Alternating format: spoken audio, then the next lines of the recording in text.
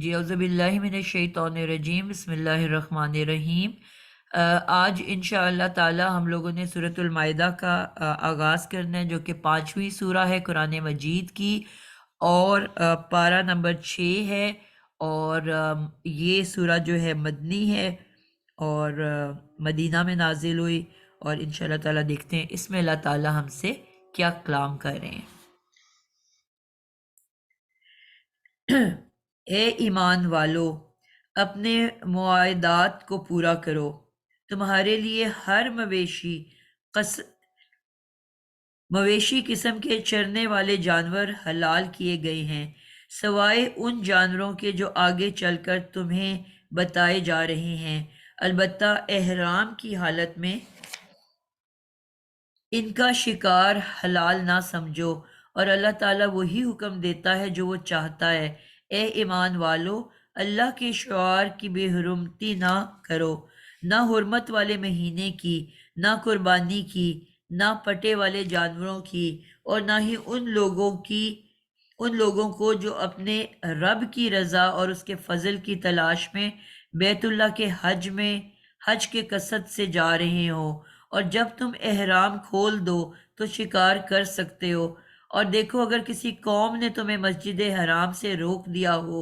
تو اس کی دشمنی تم پر ناروا زیادتی پر مشتعل نہ کر دے، نیز نیکی اور خدا ترسی کے کاموں میں ایک دوسروں سے تعاون کرو،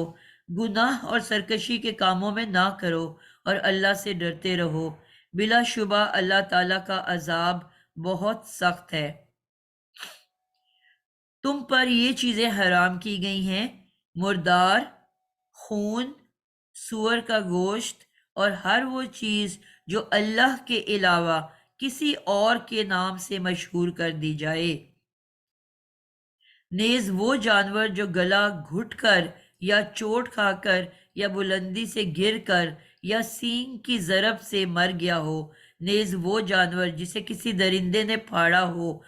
اللہ یہ کہ ابھی وہ زندہ ہو اور تم اسے ذبح کر لو، نیز وہ جانور بھی جو کسی آستانے پر ذبح کیا گیا ہو، نیز ہر وہ چیز بھی حرام ہے جس میں فال کے تیروں سے تم اپنی قسمت معلوم کرو، یہ سب گناہ کے کام ہیں۔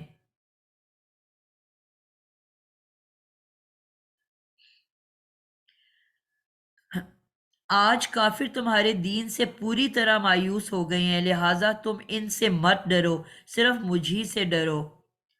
آج کے دن میں نے تمہارا دین تمہارے لیے مکمل کر دیا اور تم پر اپنی نعمت پوری کر دی، اور تمہارے لیے بحیثیت دین اسلام کو پسند کیا ہے۔ پھر اگر کوئی شخص بھوک کے مارے ان حرام کردہ چیزوں میں سے کسی چیز کو کھانے پر مجبور ہو جائے،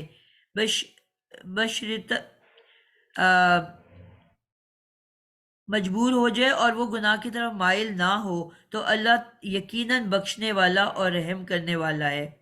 ٹھیک ہے، یہاں تک 3 آیات ہم دیکھ لیتے ہیں۔ جی، اس میں بڑے امپورٹنٹ پوائنٹس ہیں۔ آپ نے دیکھا کہ ابھی جو پچھلی سورہ ہم نے کی، سورۃ النساء، اس میں ہمیں زیادہ فوکس جو تھا وہ ڈسٹریبیوشن آف ویلتھ تھا،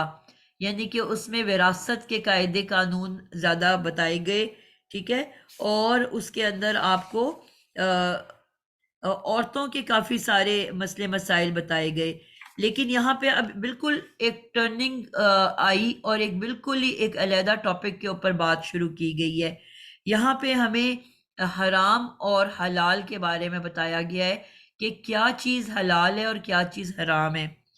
اب یہاں پہ اگر دیکھیں تو پہلی آیت کیا کہتی ہے کہ اے ایمان والو، اپنے معاہدے کو پورا کرو، یعنی کہ وہ کانٹریکٹ جو تم نے سائن کیا، وہ ڈیل جو تم نے کی، اس کو تم نے پورا کرنا ہے۔ اب یہاں پہ کیا مراد ہے کہ قرآن میں کئی مقامات پر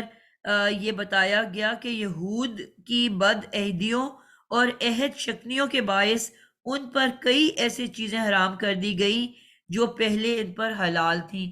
یعنی کہ وہ چیزیں جو اللہ نے حلال کی ہوئی تھیں ان کے مذہب کے اندر، صرف وہ عہد باندھتے تھے اور توڑ دیتے تھے، اللہ سے قسمیں کھاتے تھے اور پھر ان عہدوں کو توڑ دیا جاتا تھا، اس کی سزا کے عوض اللہ تعالیٰ نے ان کو کیا کیا کہ وہ حلال چیزیں ان پہ حرام کر دیں۔ یعنی کہ مذہب میں جو جس طرح پہلے آپ نے دیکھا کہ اسلام میں شراب کے بارے میں کوئی حکم نہیں تھا، ٹھیک ہے، لیکن کچھ عرصے کے بعد، اور مکہ مدینہ میں شراب بہت عام پی جاتی تھی، لیکن کچھ عرصے کے بعد صرف اتنا حکم آیا کہ نماز کی حالت میں پہلے تو یہ بتایا گیا کہ جو شراب ہے اس میں آپ کے لیے فائدے بھی ہیں اور نقصان بھی ہیں۔ صرف یہ میسج دیا گیا کہ جو شراب تم لوگ پیتے ہو اس میں فائدے بھی ہیں اور نقصان بھی ہیں، لیکن نقصان زیادہ بڑا ہے۔ اگر آپ کمپیریزن کرو گے فائدے اور نقصان کو ایک ایک طرف لکھ دو گے تو نقصان زیادہ بڑا ہے فائدے کی نسبت۔ اب آج کیوں کہا جاتا ہے کہ جی کڈنی فیلیئرز ہو جاتے ہیں، کڈنی کے اوپر اثر کرتا ہے اور آپ کو کینسر کر دیتا ہے، اس طرح کی بہت ساری چیزیں آج سائنس نے پروف کر دی، ٹھیک ہے۔ باہر کے ملکوں میں جہاں پہ اس کو پینا برا نہیں سمجھا جاتا، وہاں پہ بھی بیسیکلی تو تمام مذاہب سیم تھے۔ جو دین اسلام ہے، اللہ تعالیٰ نے جب قرآن میں ذکر کیا، عیسائی، یہود، حضرت آدم علیہ السلام سے دین اسلام شروع ہو گیا۔ صرف سٹیپ بائی سٹیپ اس کی امپروومنٹ ہوتی گئی، اس میں کچھ اضافہ ہوتا گیا، جو کچھ انہوں نے صرف اضافے کر لیے تھے ان کو نکالتے گئے، اور نئے اضافے جو ان کے لیے بہتر تھے انسان کے لیے وہ ڈالتے گئے، کیونکہ وقت کے ساتھ یہود اور نصارہ نے اپنی کتابوں کو مکمل طور پہ تبدیل کر لیا تھا، اس میں چینجز کر لی تھی، اور وہ اس کی اصل حالت باقی قائم نہیں تھی، تو اس لیے اللہ تعالیٰ ایک نئی کتاب بھیجتے تھے۔ جب وہ بھی تبدیل ہو جاتی تھی تو پھر ایک نئی کتاب بھیجتے تھے۔ لیکن جب آخری پیغمبر دنیا میں نازل ہو گئے اور آخری کتاب آ گئی جو کہ قیامت تک کے لیے تھی، تو اس ٹائم پہ پھر اللہ تعالیٰ نے کہا کہ اب اس کتاب کی حفاظت میرے ذمہ ہے، اب اس کتاب کو میری طاقت اور میری حکمت اور میری وجہ سے کوئی تبدیل نہیں کر سکے گا۔ اور آج بھی وہی قرآن دنیا میں موجود ہے، لکھا اور پڑھا جاتا، جو 1400 سال پہلے نبی پاک صلی اللہ علیہ وسلم پہ جس کا نزول ہوا تھا، کیونکہ اب اللہ کی ذات اس کی حفاظت کر رہی ہے۔ بہت مرتبہ ہم سنتے ہیں کہ جی عیسائیوں نے یا یہودیوں نے ایسا قرآن نکال دیا، جس کی ایون کچھ لوگوں نے شیئر کیا کہ ان تک بھی وہ قرآن پہنچا کہ جس میں آیات کو آگے پیچھے کیا ہوا تھا اور کچھ اس میں سے ایکسٹریکٹس نکال دیے گئے تھے، یعنی کہ جہاد کے پورشن نکال دیے، اور اس طرح کی چیزیں جو وہ سمجھتے ہیں کہ ہمارے لیے نقصان دہ ہو سکتی ہیں، ان کو انہوں نے نکال کے پھر وہ فری قرآن لوگوں میں بانٹتے تھے۔ خاص طور پہ باہر کے ملکوں میں ایسا ہوتا ہے۔ تو لیکن اس کی ساتھ ہی اویئرنیس آ جاتی ہے، لوگ کو یہ بات خبر پہنچ جاتی ہے، کیونکہ اتنے کروڑوں میں پوری دنیا میں حافظ قرآن موجود ہیں کہ ان کو تو ایک لمحے میں پتہ چل جاتا ہے کہ جی یہ یہاں سے چینجز آئی ہوئی ہیں، یہاں سے تبدیلی آئی ہوئی ہے، اور فوراً وہ آج کل انٹرنیٹ کا دور ہے، لمحے بھر میں خبر عام ہو جاتی ہے کہ اس رائٹر کی یہ والی کتاب مارکیٹ سے کوئی نہ پڑھے کیونکہ یہ تبدیل شدہ ہے یا غلط چھپی ہوئی ہے۔ تو اتنی اویئرنیس آ چکی، تو یہ اللہ کی کا وعدہ ہے، اللہ نے خود اپنا یہ وعدہ کیا ہوا ہے کہ میں اپنے قرآن کی خود حفاظت کروں گا، اور کسی میں جرت نہیں کہ وہ اس کو تبدیل کر سکے۔ تو یہاں پہ جو ہے اسی کے بارے میں پھر ذکر ہے کہ جو بد عہد تھے، ان کی عادت تھی کہ یہ عہد کرتے تھے اور توڑ دیتے تھے، یہود و نصارہ کی۔ تو اللہ تعالیٰ نے کہا کہ اسی وجہ سے بہت حلال چیزیں جو ان پہ حلال تھیں اللہ نے سزا کے طور پہ ان پہ حرام کر دی۔ اور تو اس سورہ میں یہ بات بتانے کے بعد پھر یہاں پہ اب یہ ڈیٹیل بتائی جا رہی ہے کہ تم اے مسلمانوں، اے مومنوں، تم بھی یہ غور سے پڑھ لو کہ تم پہ کیا حلال اور تم پہ کیا حرام ہے۔ جس طرح ان کے اوپر کچھ چیزیں حرام کی گئی تھی، آج میں تم پہ بھی وہ چیزیں حرام قرار دیتا ہوں۔ تو تم بھی اس بات کا خیال رکھنا خاص طور پہ کہ جو چیزیں میں نے تم پہ حرام کی ہیں وہ تم پہ حرام ہی رہنی چاہیے، اور یہ نہ ہو کہ تمہیں انہیں وقت کے ساتھ حلال کر لو اور ان کو استعمال کرنے لگو یا ان کے اوپر عمل کرنا شروع کر دو، کہ پھر جس طرح ان کو میں نے سزا دی تمہارے اوپر بھی تم اس بات کے لیے تیار ہے نا، کہ ایک طرح سے ڈرایا جا رہا ہے کہ پھر تمہارے ساتھ بھی ایسا نہ ہو کہ اس طرح کا کوئی رد عمل آ جائے۔ تو اس صورت میں حرمت کے احکام بیان کرنے سے پہلے یہ تمہید باندھی جا رہی ہے کہ اپنے جو بھی معاہدے کرو، چاہے وہ اللہ سے وعدے کرو، چاہے وہ تم انسان سے کرو، یا تم کسی بزنس کا کانٹریکٹ کر رہے ہو، اور اگر شادی دیکھی جائے تو وہ بھی ایک معاہدہ ہے، دو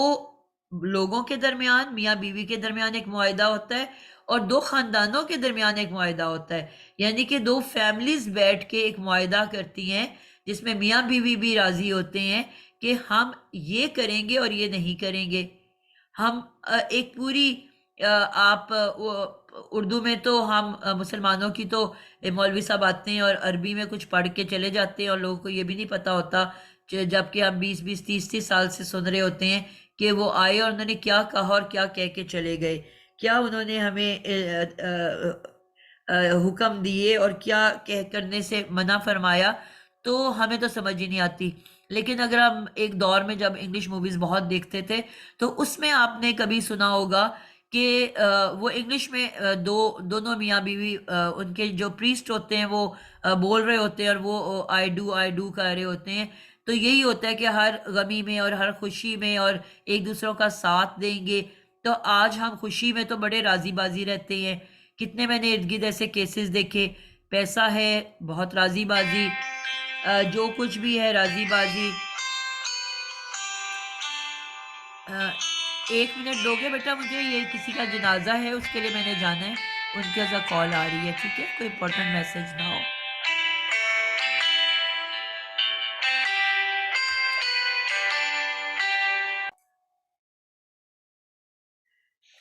جی، تو کیا ہم بات کر رہے تھے کہ میاں بیوی کے درمیان بھی معاہدے ہوتے ہیں۔ اب خوشی کے موقع پہ تو وہ بہت راضی بازی ہوتے ہیں آپس میں، لیکن جیسے ہی مشکل کا وقت آتا ہے، کوئی کمی کا وقت، کیونکہ اب ہم نے قرآن پڑھا ہی نہیں، قرآن سمجھا ہی نہیں، اس کا ترجمے کا پتہ ہی نہیں، قرآن ہماری زندگیوں کا حصہ ہی نہیں۔ اب آپ لوگ پڑھ رہے ہو اور آپ یہ دیکھ رہے ہو کہ مستقل اللہ تعالیٰ آپ کو بتا رہے ہیں، اور آخر تک ابھی تو ہم بالکل سٹارٹ پہ ہیں، 114 سوراز ہیں اور ابھی تو ہم 5ویں شروع کرنے لگے ہیں،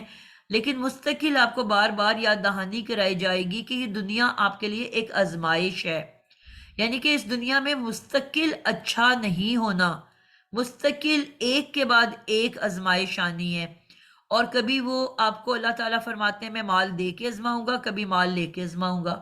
کبھی ترقی ملے گی، کبھی ترقی ختم ہو جائے گی، کبھی آپ کو پروموشن ملے گی، کبھی آپ کو ڈیموٹ کر دیا جائے گا، کبھی آپ کو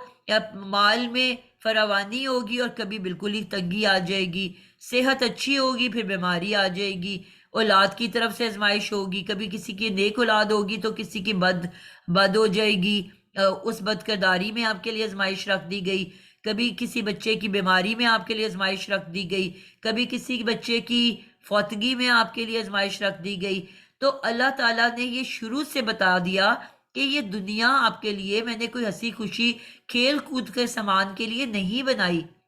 اصل آپ کی زندگی جنت اور دوزخ ہے۔ یہ تو وقتی آپ کا ٹیسٹ کے لیے، آپ ایگزام دینے کے لیے آئے ہو، آپ نے باہر کے ملک جانا ہو آپ کو ایک ایگزام دینا پڑتا ہے، آپ کو ایک کلاس سے دوسری کلاس میں پروموٹ ہونا ہو آپ کو ایگزام، ایک بھی نہیں کئی آزمائش منتھلی پیپر ہوتے ہیں، پھر ایک آپ کا دسمبر ایگزام ہوتا تھا ہمارے دور میں، اب تو منتھس چینج ہو گئے، پھر ایک فائنل مارچ میں بڑا امتحان ہوتا تھا، اس سے جب تک نہیں گزرتے تھے اور پھر گزرنے کے بعد ایون پاس ہونا ضروری ہوتا تھا، پھر آپ نیکسٹ کلاس میں جاتے تھے، اور جو مستقل فیل ہوتا جا رہا ہوتا تھا تو اس کو تو نہیں اگلی کلاس میں بھیجا جاتا تھا، وہ اسی کلاس کو رپیٹ کروایا جاتا تھا، یا جب بہت ہی برا رزلٹ دیتے تھے تو اسکول سے نکال دیا جاتا تھا۔ تو آج اللہ نے ہمیں بتایا، اب ہم دنیا میں تو یہ راضی بازی امتحان دے رہے ہوتے ہیں، اس کی خوب تیاری بھی کر رہے ہوتے ہیں، اکیڈمیز بھی جا رہے ہوتے ہیں، ہمیں پرواہ نہیں ہوتی، مطلب میں نے اپنے خود دیکھا کہ ہم صبح ارلی مارننگ اٹھا کے میرے بچوں کا بہت دور اسکول تھا اور ویگن لگی ہوئی تھی، اور سب سے پہلے ان کی باری ہوتی تھی، گپ اندھیرا ہوتا تھا اور باہر دھند ہوتی تھی، اور میں ان کو ارلی مارننگ اٹھا رہی ہوتی تھی کیونکہ سب سے پہلی وین جو ہے وہ ہمارے گھر آتی تھی، اور انہیں ایک 1.5 گھنٹہ پھرنا ہوتا تھا پک کرنے کے لیے مختلف بچوں کو، اور آخر میں اسکول بھی بہت دور تھا۔ کبھی اعتراض نہیں کیا۔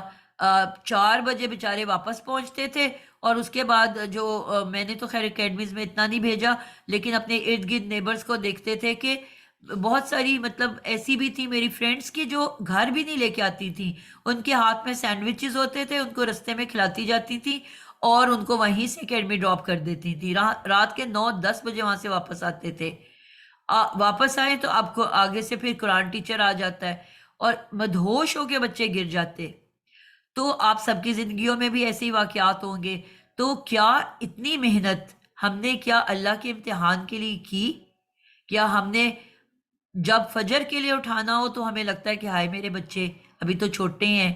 ابھی تو ٹھنڈ ہے، ابھی تو یہ بیمار ہو جائیں گے، ابھی یہ رضائی سے کیسے نکلیں گے، ابھی کیا ہوگا، ابھی تو یہ کھیل رہے ہیں، ہائے ابھی ابھی دوپہر کو اسکول سے تھکا ہے سو گیا ہے، اب عصر نکلتی ہے تو کوئی بات نہیں۔ مطلب ہم لوگوں کے لیے تب وہ بچے ہائے بیچارے ہو جاتے ہیں، لیکن جب یہ معاملات آتے ہیں دنیاوی ترقی کے لیے، آپ کی خواہش ہوتی ہے کہ میرا بچہ فرسٹ آئے، ٹاپ کرے، بیسٹ، مطلب میں نے خود بھی کیا اور باقی بھی سب کرتے رہے ہوں گے کہ ہم سلیکٹ کرتے تھے کہ جی فلانا ایک کیمسٹری کے لیے یہی ٹیچر اچھا ہے، فزکس کے لیے فلانا ٹیچر یہ اس اکیڈمی میں ہے، یہ اس اکیڈمی میں ہے، بھاگ بھاگ کے اگلی اکیڈمیوں میں پہنچ رہے ہوتے تھے، ایک اکیڈمی میں بھی نہیں پڑھاتے تھے کہ جی آپ کے مطلب بیسٹ رزلٹ آئے، اور چاہے آپ کا نالائق ترین بچہ اس کے بعد بھی فیل ہو رہا ہو، لیکن آپ نے کوشش پوری کی ہے، آپ نے بھاگ دوڑ پوری کی ہے، آپ نے 25-25 30-30 ہزار دیا اس کے لیے، لیکن جب قرآن پڑھانے کی بات ہوتی ہے تو ہمیں ہوتا ہے جی 500 ہزار سے اوپر کوئی مانگے ہی نہ، جو کہ ہماری بہترین کتاب ہے، جو کہ ہمیں سیدھے رستے کی طرف لاتی ہے،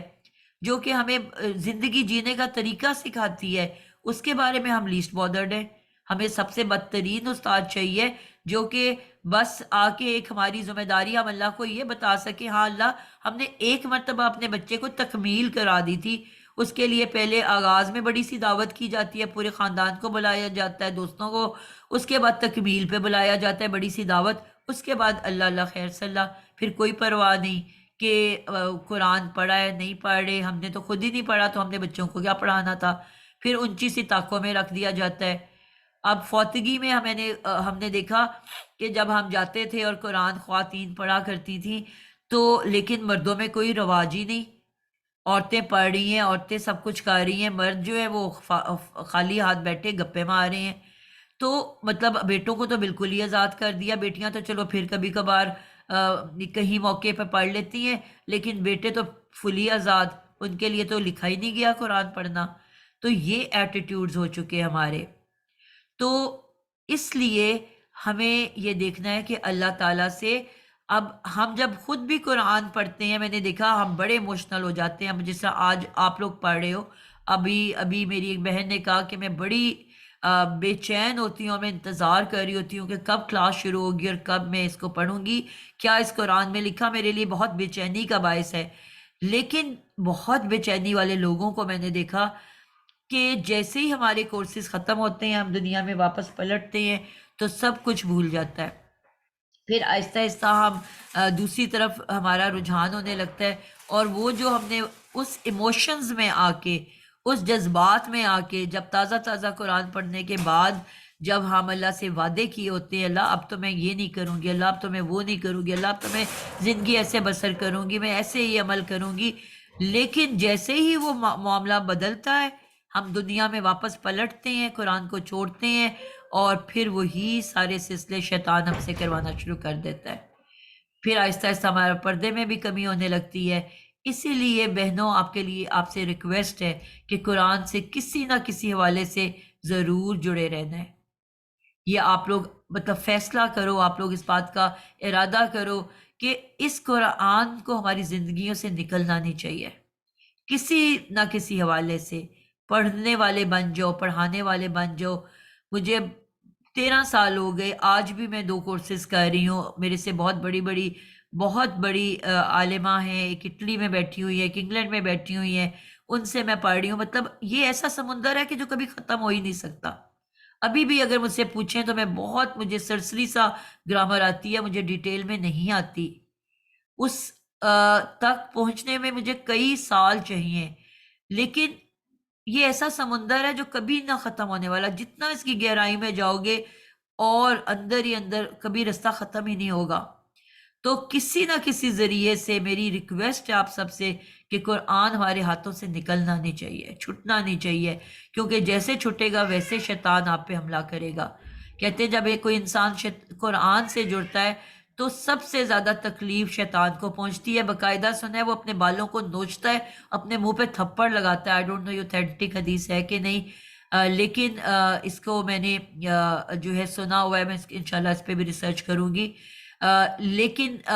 وہی بات کہ وہ اپنی پوری فوج کو ان لوگوں کے رستے میں لگا دیتا ہے کہ کسی طرح ان کو قرآن سے دور کر دو، ان کو کسی طرح قرآن سے چھڑا دو،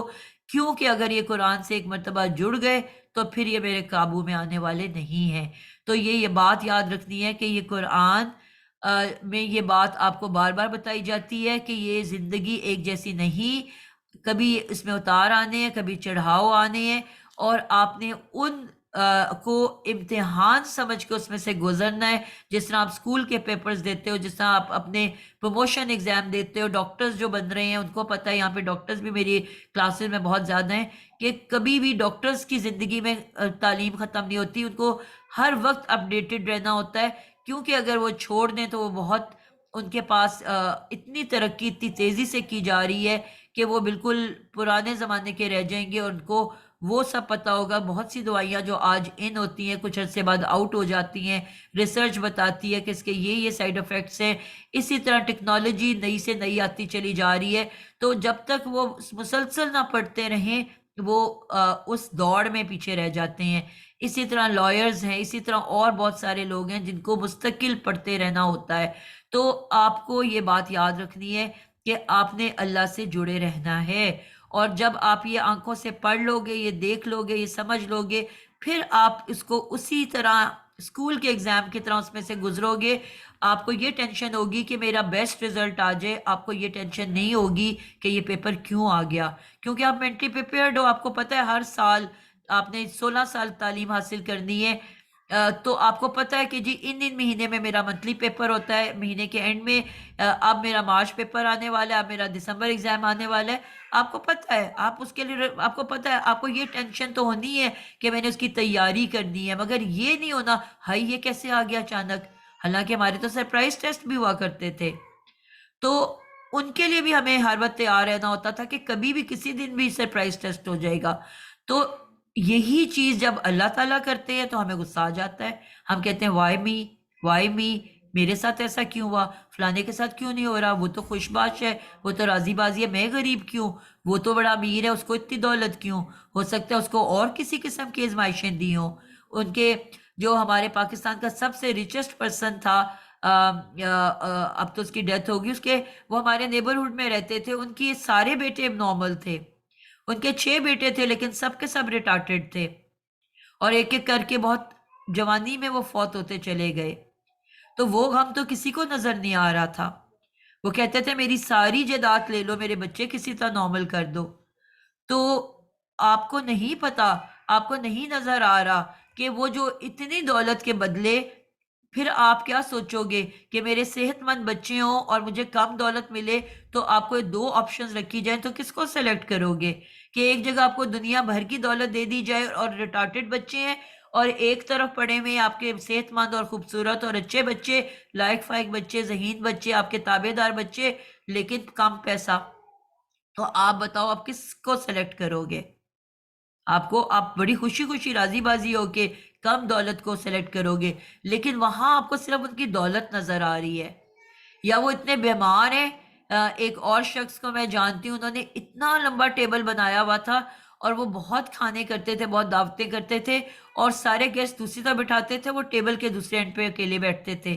کسی نے سوال کیا بیٹا آپ کی آن ہو گیا کیمرہ.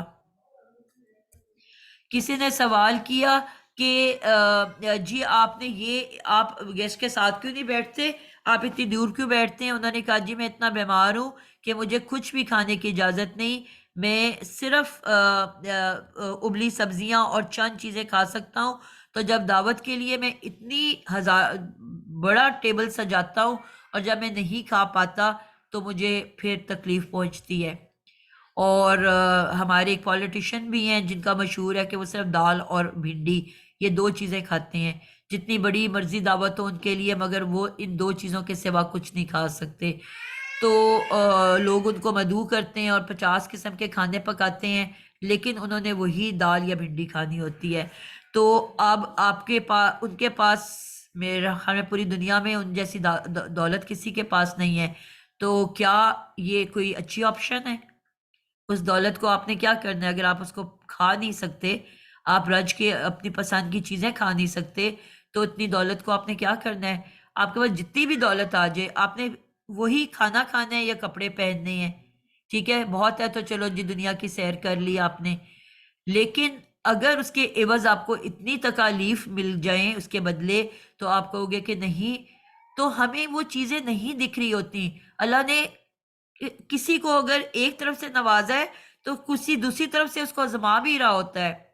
آپ کو اپنی آزمائش دکھ رہی ہوتی ہے، لیکن اللہ نے جو آپ کو ایک صحت مند باڈی دے دی، آپ کو چلتے پھرتے رکھ دیا، آپ کو جو ہے اپنی مرضی سے کھانے پینے کے قابل بنا دیا، آپ کو اور بہت سی ایسی نیک اولاد دے دی، آپ کو پوری صحت مند اولاد دے دی، پورے اعضاء کے ساتھ اولاد دے دی، تو وہ آپ کو بہتر ہے کہ آپ کو ایک بیماری والی بچے مل جائے، ٹھیک ہے؟ پوری دنیا جو ہے ریٹارٹڈ جن ماؤں کے بچے ہوتے ہیں، پوری زندگی وہ اپنے گھروں سے نکل نہیں سکتی، کہیں آ جا نہیں سکتی، ان کے لیے پرابلمز ہوتی ہیں اور وہ کتنی پریشانیوں سے گزرتے ہیں۔ تو اب اس سب کے بعد اللہ تعالیٰ نے کہا کہ اب وہ بتانے لگے ہیں کہ کیا کیا چیزیں آپ پہ حرام کی، تو تمہارے لیے مویشیوں کے جتنے وہ مویشی جو چرنے والے جانور ہیں حلال کر دیے گئے، جس میں آپ گائے بھینس ہو گئی، آپ کے لیے بکری ہو گئی، سوائے ان جانوروں کے جو تمہیں میں آگے جا کے بتاؤں گا، یعنی کہ قرآن میں آگے جا کے بتاؤں گا کہ ان میں سے حرام کون سے ہیں۔ البتہ حرام کی حالت میں، احرام کی حالت میں ان کا شکار حلال نہ سمجھو، ٹھیک ہے؟ جس طرح اب ہرن ہے، وہ آپ کو حلال کیا ہوا ہے، لیکن آپ کو زیبرا یا جو ہے جیسے ہماری اونٹ ہے، سوری اونٹ بھی حلال ہے، لیکن آپ کا جیسا جراف ہے وہ حرام ہے، اسی طرح آپ کو ہاتھی حرام ہے، لیکن گینڈا حرام ہے، لیکن اس کے برابر کے گائے بھینس آپ کو حلال کر دی گئی، ٹھیک ہے؟ اب ہرن اور بکری حلال ہے، لیکن آپ کو جو ہے گدھا حرام کر دیا گیا، تو وہ اللہ تعالیٰ نے تفصیل بتا دی۔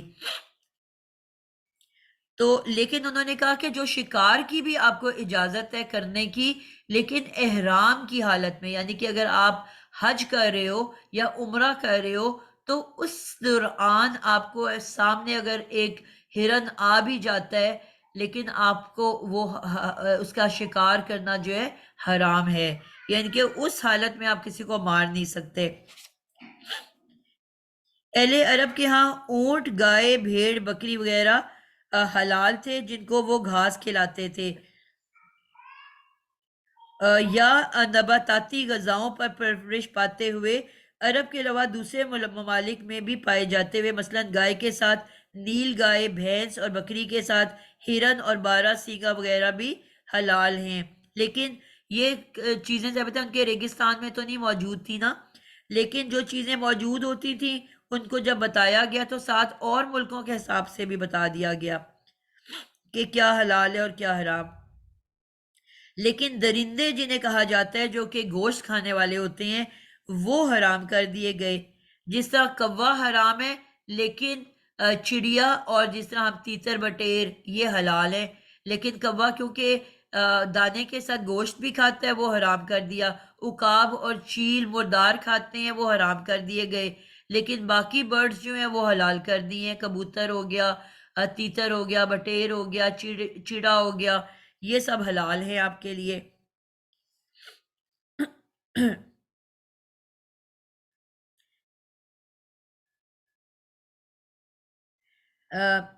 احرام اس فقیرانہ لباس کو کہتے ہیں جو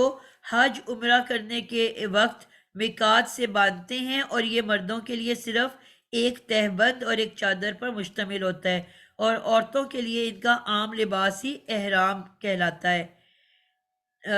تو اس درمیان شکار منع فرما دیا۔ انہی پابندیوں میں سے ایک یہ بھی ہے کہ وہ نہ تو خود شکار کر سکتے ہیں اور نہ ہی دوسرے کو شکار کرنے میں ہیلپ کر سکتا ہے۔ البتہ شکار کردہ جانور سے کچھ کھا لینے میں کوئی حرج نہیں ہے۔ یعنی کہ شکار کرنا منع ہے، لیکن شکار کھانا منع نہیں ہے۔ مثلا کہ وہ بندہ جو حج یا عمرہ نہیں کر رہا، اس نے جو شکار کیا وہ آ کے آپ کو پیش کر دے تو وہ کھانا آپ کے لیے جائز ہے، لیکن آپ خود شکار نہ تو کر سکتے ہو، نہ شکار کرنے میں کسی کی مدد کر سکتے ہو۔ آپ صلی اللہ علیہ وسلم کے ہمراہ چند ساتھیوں سمیت حدیبیہ کے سال آپ صلی اللہ علیہ وسلم کے ہمراہ روانہ ہوئے، اپنے چند ساتھیوں سمیت جو احرام باندھے تھے وہ پیچھے رہ گئے، لیکن ابو قتادہ نے احرام نہیں باندھا تھا۔ ان احرام باندھے ہوئے ہمراہیوں نے ایک جانور دیکھا جس پر ابو قتادہ کی نظر نہ پڑی تھی، تو انہوں نے بھی ابو قتادہ کو شکار کے متعلق کچھ نہ بتایا، یہاں تک کہ ابو قتادہ کی خود اس شکار پر نظر پڑ گئی، اور اپنے گھوڑے پر جس کا نام جرادہ تھا سوار ہوئے اور اپنے ساتھیوں سے کہا کہ ذرا میرا کوڑا مجھے پکڑا دو، لیکن انہوں نے انکار کر دیا۔ کوڑا کیا ہوتا ہے؟ چابک، جس سے گھوڑے کو ہانکا جاتا ہے۔ تو انہوں نے کہا کہ وہ مجھے پکڑا دو، تو اب کیونکہ وہ کس نیت سے گھوڑے پہ بیٹھے تھے؟ شکار کی نیت سے، تو اتنی احتیاط کرتے تھے جو صحابہ کرام، کہ کیونکہ حضور صلی اللہ علیہ وسلم نے انہیں منع فرما دیا تو انہوں نے کہا کہ ہم تو آپ کی ہیلپ نہیں کریں گے، انہوں نے وہ پکڑانے سے انکار کر دیا۔ آخر کار ابو قتادہ کو خود اترنا پڑا، اور اتر کر انہوں نے اپنا کوڑا لیا اور اس جانور کو حملہ کر کے زخمی کیا۔ پھر ابو قتادہ نے شکار میں سے خود بھی کھایا اور اپنے ساتھیوں کو بھی کھلایا جو احرام باندھے ہوئے تھے۔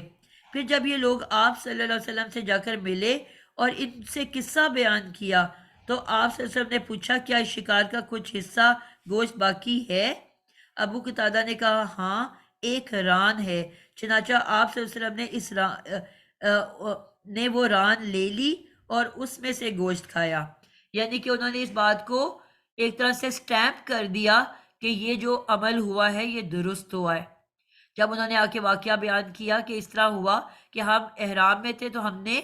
ان کی مدد کرنے سے انکار کر دیا، اور انہوں نے خود سارا وہ شکار کیا اور ہم نے اس میں سے کھا لیا، تو اب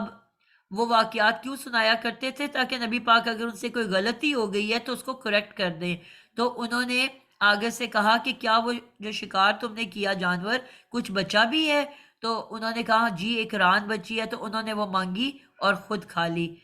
کھانے کے لیے لے لی۔ تو اس سے انہوں نے اس بات کو اتھینٹیکیٹ کر دیا، پروف کر دیا کہ یہ حلال ہے اس کو اس طرح سے کھانا۔ ٹھیک ہے؟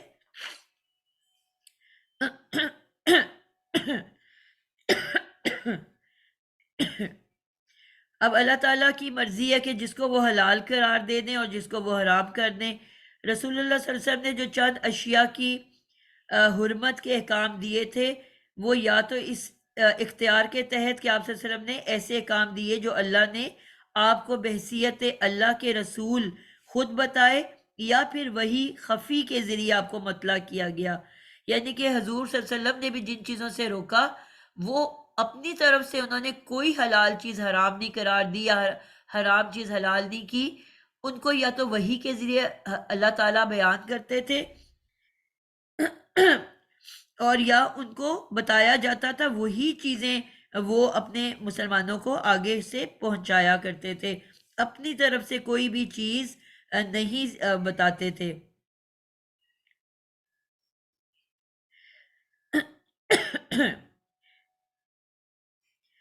اس کے علاوہ اگر کوئی ایسا جانور جو کہ کسی اور جانور نے مار کے پھینک دیا، اس کا گوشت کھانا بھی، یعنی کہ مردار، آپ کو پتہ ہے کہ جانور جب ہم پکڑتے ہیں تو اس کو حلال کرنے کا ایک باقاعدہ طریقہ بتایا گیا ہے۔ ہم جب کبھی مرغی خریدنے جائیں تو آپ کو پتہ ہے کلمہ پڑھ کے اس کے اوپر شہادہ کر کے پھر اس کو حلال کیا جاتا ہے، تو وہ آپ کے لیے حلال ہوتا ہے۔ آج جسے آپ کہتے ہیں ٹھنڈی مرغی، بہت عام ہو چکا کہ ہمارے ہاں جو بیماری کے ذریعے مرغیاں مر جاتی ہیں، میرا مرغی والا جو جہاں سے میں خریدتی ہوں وہ مجھے بتا رہا تھا کہ جب مرغی آتی ہے ٹریول کر کے، تو کئی دفعہ آپ اتنی دور سے ٹریول کر کے آتی ہے، 2 2 دن کا سفر کرتے ہیں، اور پھر ہم جب اس مرغیوں کو اپنے ڈربے میں رکھتے ہیں، اگر تو وہ فوری بک جائے تو ٹھیک ہے، ان کی زندگی ٹوٹل 2 دن ہوتی ہے، کیونکہ وہ فاقے زدہ ہوتی ہیں، کیونکہ جب ان کو آرٹیفیشل طریقے سے پیدا کر کے آرٹیفیشل طریقے سے گرو کیا جاتا ہے، تو ان کی آرٹیفیشل غذا ہوتی ہے جو ان کو کھلائی جاتی ہے۔ اب یہ جانور صرف اس کے ہلے ہوئے ہوتے ہیں،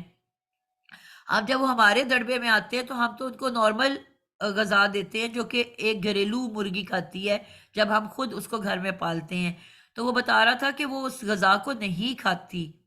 اب وہ ایک دن تو وہ زندہ رہ جائے گی بھوکی حالت میں، اور اس کا وزن بھی کم ہوتا ہے، ہمیں نقصان ہوتا ہے اس کا، لیکن دوسرے دن وہ مر جاتی ہے بھوک سے، یا اسپیشلی اگر تیسرا دن ہو جائے تو کہتے ہیں ہم جب آتے ہیں تو وہ مری پڑی ہوتی ہے مرغی۔ تو اب ظاہری بات ہے، اب کسی کو کیا لگے وہ اپنا نقصان کیوں کرے، اور جب وہ ٹریول کر کے لا رہے ہوتے ہیں تو کہتے ہیں اس دوران جب وہ آ کے مرغیاں کھولتے ہیں تو ان میں کئی مرغیاں مری ہوتی ہیں، وہ ہمیں تو نہیں، ہم خریدتے ہیں ان سے۔ اب ایسی مرغی جس کا نام رکھ دیا گیا ٹھنڈی مرغی، یہ چھوٹے جو دکاندار ہیں جو ہمیں سڑکوں پہ نظر آ رہا ہوتا ہے کہ جی بڑا جو کیا وہ جو ایک رول ملتا ہے، پراٹھا رول مل گیا، یا آپ کو شوارمے کا ٹرینڈ چل چکا، تو یہ چھوٹے چھوٹے جو ریڈیو والے دکاندار ہیں یہ خرید لیتے ہیں، اور ان کو وہ کوڑیوں کے مول پہ، یعنی کہ اگر مثال کے طور پہ 500 کی مرغی ہے وہ 50 یا 100 میں بیچ جاتے ہیں صرف اپنا لاس پورا کرنے کے لیے۔ تو یہ بہت عام ہو چکا کہ ہم لیسٹ بادرڈ ہوتے ہیں، کہ ہم جاتے ہیں ایسی جگہوں پہ اور خوشی خوشی کھا کے آ جاتے ہیں،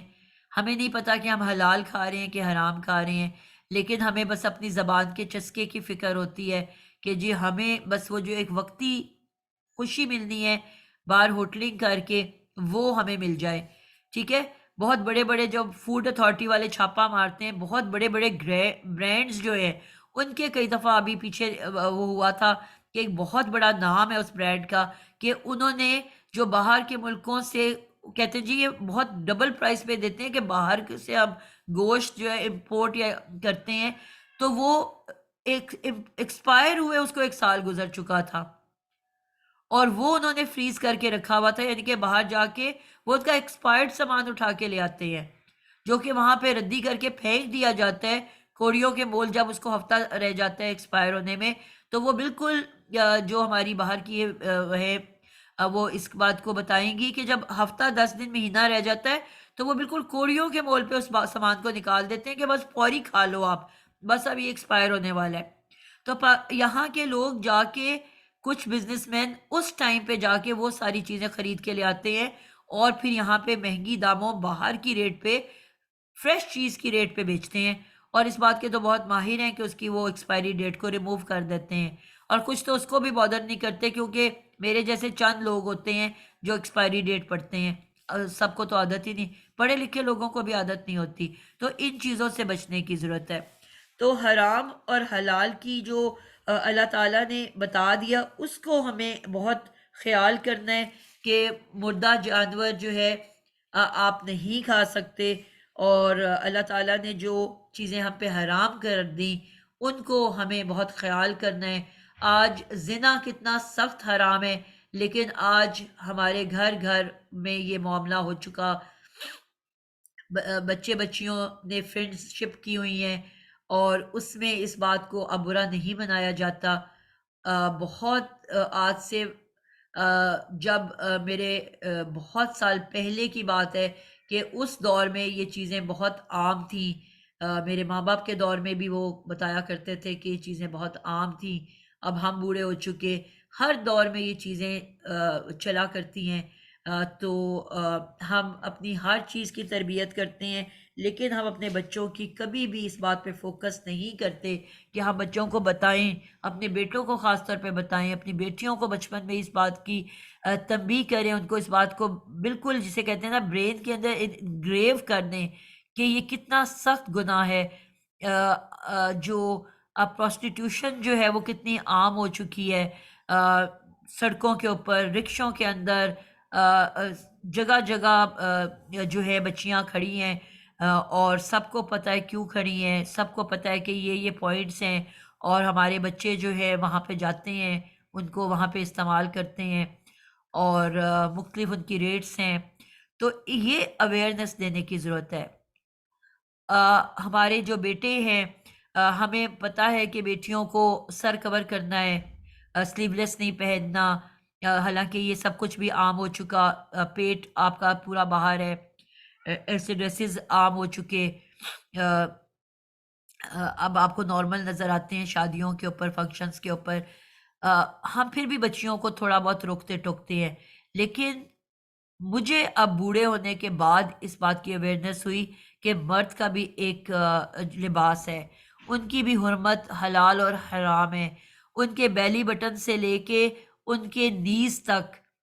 جو ہے ان کا پردہ اسی طرح سے حکم ہے جس طرح ایک عورت کا پردے کا حکم ہے۔ وہ اپنی بیلی بٹن سے لے کے اپنے گھٹنے تک کسی کو نہیں دکھا سکتے، ان کو ہر حال میں اس کو کور رکھنا ہے۔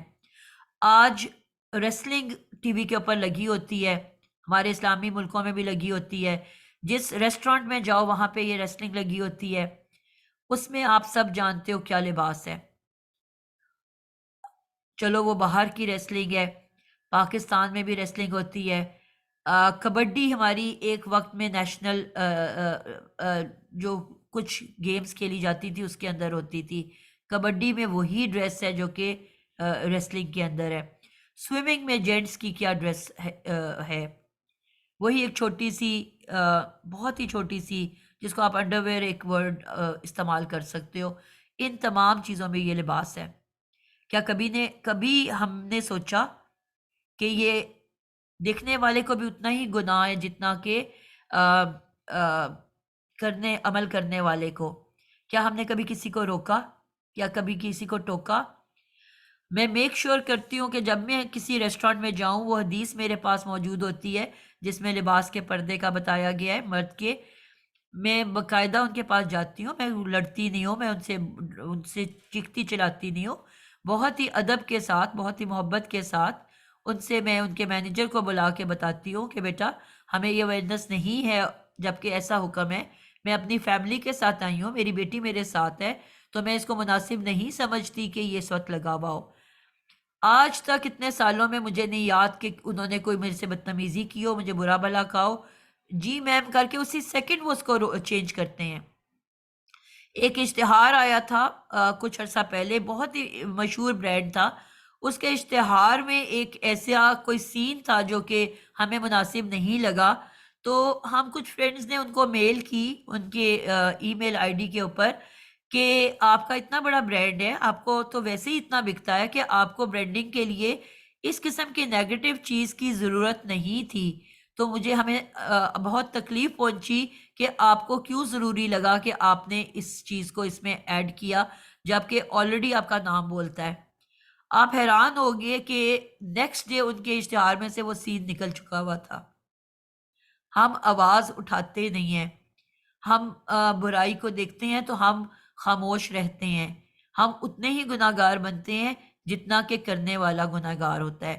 اور اگر ہم کہیں بولنا چاہتے ہیں تو پھر ہم اتنی وہاں پہ رولا مچاتے ہیں، اتنی بدتمیزی کرتے ہیں، اتنا ہم میک شور کرتے ہیں کہ جی 20 لوگ ہمیں سنیں اور ہماری واہ واہ ہو کہ جی واہ واہ یہ جی کتنی جرت والی خاتون ہے، یا کتنا انہوں نے جی یہ اس طرح سے بولا بدتمیزی، ہم وہاں ایک اور نیگیٹو امپیکٹ چھوڑ کے آتے ہیں، اور ان کو بھی وہ عزت کا سوال بن جاتا ہے، بےزتی کا سوال بن جاتا ہے، وہ بھی آپ کے ساتھ برابر کی پھر آگے سے لڑائی کریں گے۔ تو حکمت بہت ضروری ہے، لیکن ہم یہ نہ سمجھیں کہ ہماری آواز پہنچے گی نہیں، ہماری آواز پہنچتی ہے، ہماری آواز پہ ریاکشن آتا ہے، بہت اچھے طریقے سے آتا ہے، جس طرح مجھے نہیں پتا، ہو سکتا ہے ان کو بھی نہ پتا ہو۔ تو یہ اویئرنیس بانٹنے کی ضرورت ہے، یہ لوگوں کو بتانے کی ضرورت ہے۔ ہم اپنے بچوں کو بچپن سے یہ لباس پہناتے ہیں، سوئمنگ پہ جاتے ہیں تو یہ لباس پہناتے ہیں۔ میرا بیٹا سپورٹس میں تھا، اور سپورٹس کے اندر، سوری میں تو ریکارڈنگ بھول ہی چکی ہوں کہ آن ہے۔